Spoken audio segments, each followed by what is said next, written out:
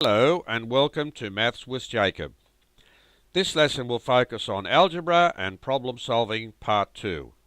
It's the second of a series of lessons on solving problems using algebra. A special puzzle to warm up the brain cells is on the next slide. The answer will be given at the end. Enjoy. What is the meaning of the following? Good luck with it and see how you go. If you would like to subscribe now, please do so here, otherwise you can subscribe at the end.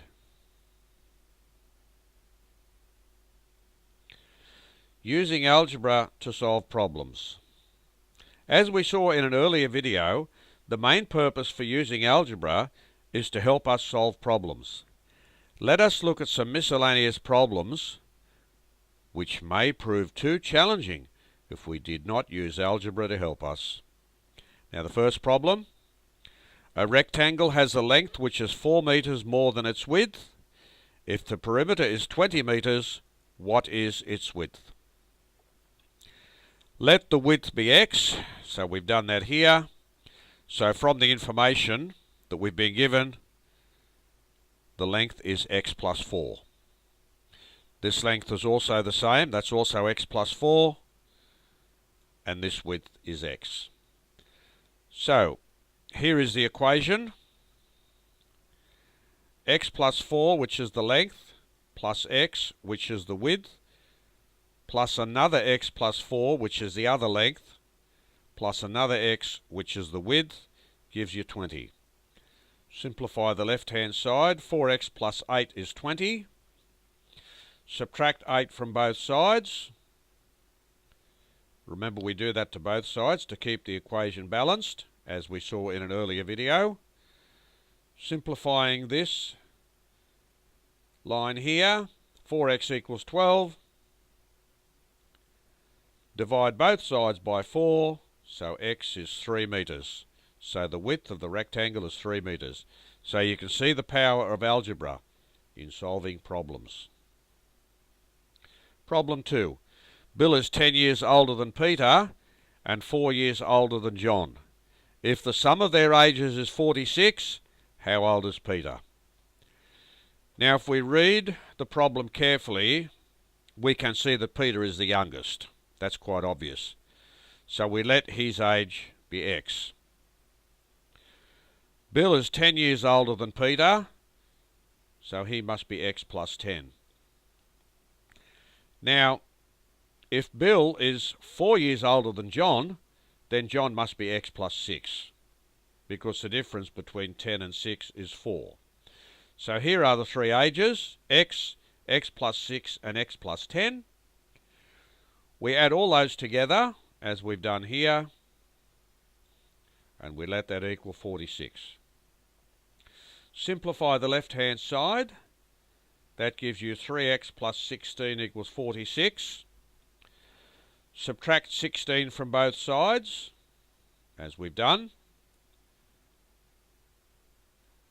Simplify this line here, gives us 3x equals 30. Divide both sides by 3, and we have x equals 10. So Peter is 10 years old.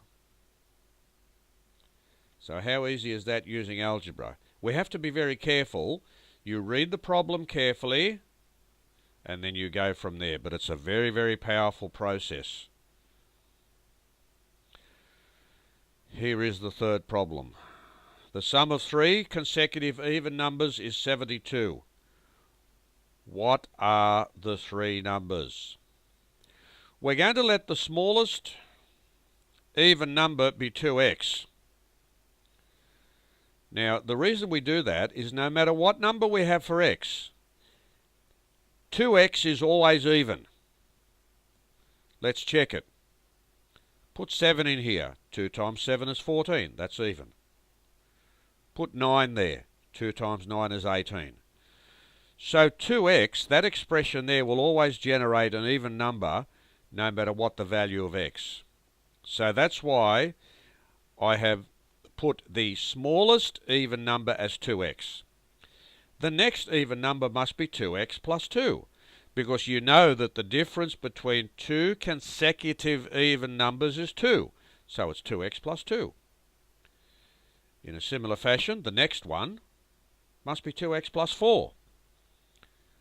So here are the three numbers. They are consecutive even numbers. Add all those together and let it equal 72. And that's what I've done here in that line there.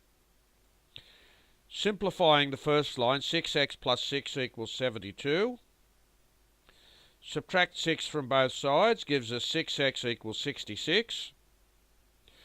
Divide each side by 6 gives us x equals 11. Now that's not the answer yet.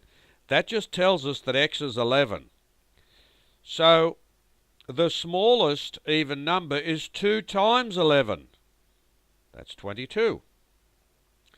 The middle number is 2 times 11 plus 2. So that's 2 times 11 is 22 plus 2 gives you 24. That's the next number. And the largest positive number, the even number, is 2 times 11 is 22 plus 4 is 26. So here are the three consecutive even numbers, and when you add them together, you get 72. And here again is an example of how algebra is very powerful in solving problems. Here's a quick quiz to help you. Please check through the video at any time. The answer to the puzzle, what is the meaning of the following? Think before you leap. Isn't that a cute one? Very, very interesting. You have a look at it carefully and I think you'll understand it. Here are the answers to the quick quiz, and please check through the video at any time to help you. If you enjoyed this video, please subscribe on the next slide and you will receive a notification as to when the next video is available. Hope to see you next lesson.